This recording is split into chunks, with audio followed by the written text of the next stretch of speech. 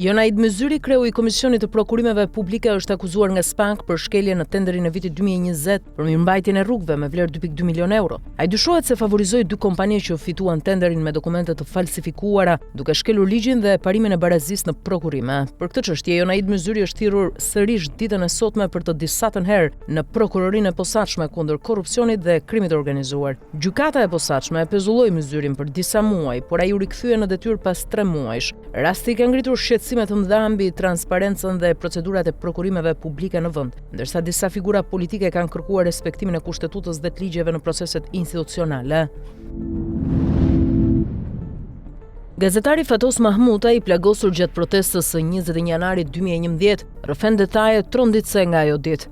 Ai thotë se të gjithë gardistët qelluan dhe plumbi që e preku atë dhe Kuran Dedën erdhi nga një njëjta armë. Sipas tij, Agim Lupo dhe Ariana Dhami përdorën armë automatike Thompson, ndërsa Andrea Prendi qelloi me pistolet. Mahmuta i shton se Hekuran Deda u varros pa u kryer ekspertiza dhe se prokuroria ende nuk ka asnjë të akuzuar real, pavarësisht se ai ka identifikuar 2 persona përgjegjës. Ai mohon pretendimet e Berishës për snajper nga protestuesit, duke deklaruar se gardistët përdorën Kalashnikova automatik, pistoleta dhe armë me plumba plastik, disa duke qelluar në ajër dhe disa drejt qytetarëve. Mahmuta i përfundon duke e cilësuar Berishën si mashtrues që propagandon të pavërteta rreth ngjarjeve të 21 janarit 2011. Në vijim të hetimeve për vrasjet e bujshme në Durrës, më shumë se një dekadë më parë, prokuroria e posaçme ka marrë në pyetje Petrit Qolin, vëllain e Festim Qolit, i cili ka dhënë detaje mbi aktivitetin e të vëllait, konflikte të lidhura me një karburant në Shkozet, si edhe marrëdhëniet me familjen Deda, veçanërisht rreth vrasjeve të Elvis Dedës në 2012 dhe të nënës së tij Fatmira Deda një vit më vonë. Sipas dëshmisë së Petrit Qolit, konflikti për interesa financiare dhe për karburantin në Shkozet ka qenë shkak për krimet e rënda. Ai shpjegoi se Festim Qoli e kishte administruar karburantin me Fatmirën dhe më pas marrëdhëniet u tensionuan për borxhe dhe çështje familjare. Petrit Qoli theksoi se nuk kishte marrëdhënie të ngushta me të vëllain në ato çështje dhe se shumë informacione i kishte dëgjuar nga të tjerët, duke përsëritur se nuk e di kush kreu vrasjet. Ai pohoi gjithashtu se kishte marrë vesh për vrasjet dhe pasojat e tyre nga mediat dhe të njohurit, ndërsa për personat e përfshirë nuk kishte kontakte personale. Petrit Qoli përmendi se Fatmira kishte bërë akuza ndaj vëllait të saj, të cilat më pas u qetësuan pas dërgimit të kontratës nga Festim Qoli. Ai përshkroi gjithashtu vizitat e Fatmira Dedës në karburant pas ngjarjeve dhe theksoi se nuk njihte disa persona të tjerë të përmendur në media, përfshirë Talo Çellën dhe Nuredin Dumanin. Dëshmia e Petrit Qolit siguron një panoramë të konfliktit mes familjeve dhe aktivitetit të Festim Qolit, ndërsa hetimet e SPAK-ut vijojnë për të sqaruar përgjegjësitë për krimet e ndodhura. Media e njohur britanike The Sun i ka dedikuar një artikull vrasjes së biznesmenit shqiptar Ardiani Kulaj në prill 2023. Atentati u realizua në Shëngjin, ku një vrasës me pagesë i maskuar si shpërndarës picash hyri qetësisht në barin pranë hotelit Koral dhe e qelloi 7 herë biznesmenin. Për herë të parë në një atentat përfshihet një ekip i huaj me vrasës të dyshuar nga Britania e Madhe. Siç thekson The Sun, familjarët e Nikulajt jetojnë me frikë të vazhdueshme. Madje vëllait e Ardianit i është thënë se ekziston një çmim prej 1.7 milion poundësh për kokën e tij, ndërsa hetimet ndërkombëtare po ndjekin pjesëmarrësit e dyshuar, disa prej të cilëve luftojnë në gjykatat britanike kundër ekstradimit. Siç theksohet në artikullin e The Sun, historia e konfliktit ka nisur në vitin 97, ndërsa pas 24 vitesh heshtje është rikthyer në prill të 2023-shit me atentatin ndaj Ardiani Kulajt. Gjykata e posaçme e apelit ka konfirmuar sot vendimin që mban në burg Robert Myftarin, i dënuar me 10 vite për trafik droge dhe pjesëmarrje në grup kriminal. Myftari u arrestua më 23 shtator 2025 në Rinas, pasi SPAK e shpalli në kërkim në kuadër të dosjes Shpirti e hapur në korrik 2021. Në këtë grup të akuzuar ish nga SPAK ishin edhe 5 funksionar publik, përfshirë prokurorin e Vlorës Maksim Shota, Ilirian Ballër, i shefin e trafiqeve në Policinë e Shtetit Artur Krasniqi dhe Festim Lelaj, të gjithë të akuzuar për shpërdorim detyre.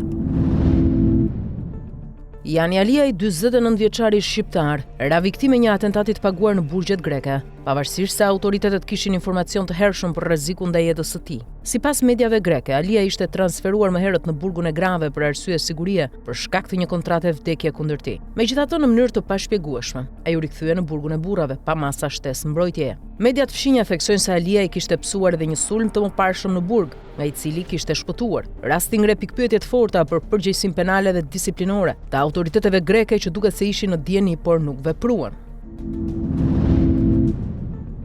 Drejtoria vendore e Policisë Tiranë finalizoi operacionin masiv i zhvilluar gjatë 24 orëve të fundit për të goditur veprimtaritë kriminale në fushën e narkotikëve dhe lojrave të fatit.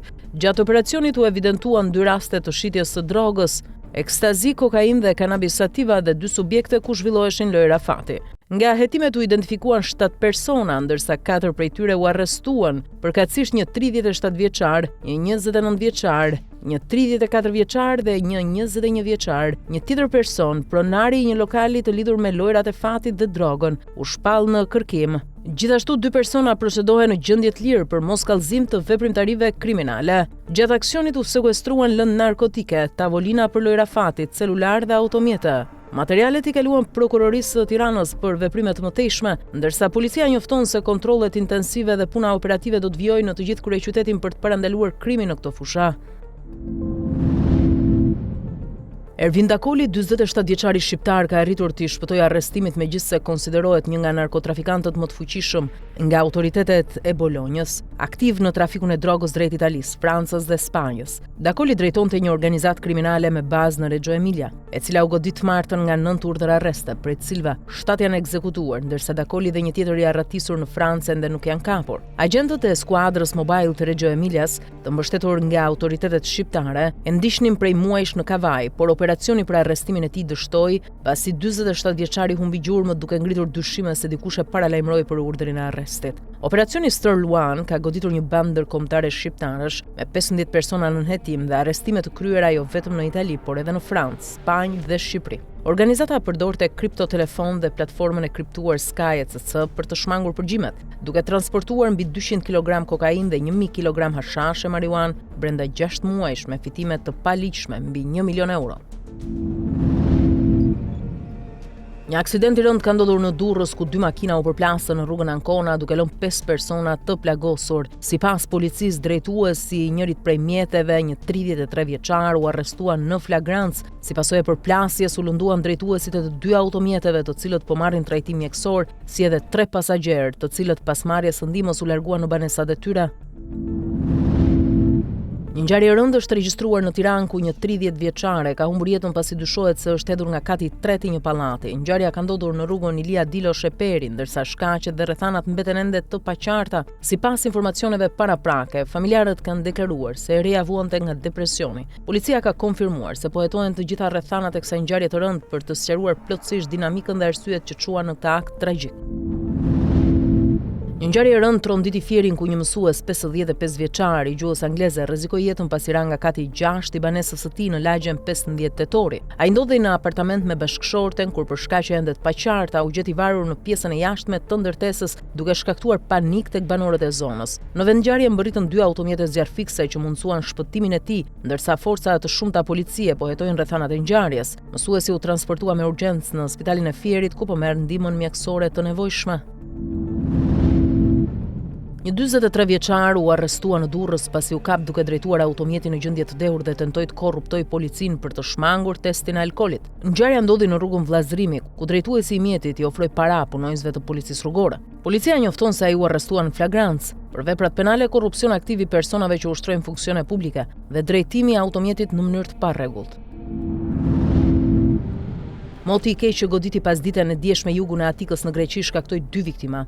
Një grua 56 vjeçare humbi jetën pasi e morën ujërat e rrëmbyeshëm të një proji dhe u bllokuan në makinë. Banorët e zonës ndryn me njëherë, por fatkeqësisht nuk arritën ta shpëtonin. Një aksident tjetër tragjik ndodhi në Astros, ku një roje bregdetare 53 vjeçar në patrullim gjatë ushtrimit të detyrës u rrëmbye nga një vale fort, duke shkaktuar dëmtim fatal në kokë. Ai u nxor nga ujë pa ndjenja dhe pavarësisht përpjekjeve mjekësore ndroi jetë në vend. Autoritetet greke po hetojnë ngjarjet ndërsa moti i keq ka shkaktuar përmbytje dhe dëme të shumta materiale në zonë.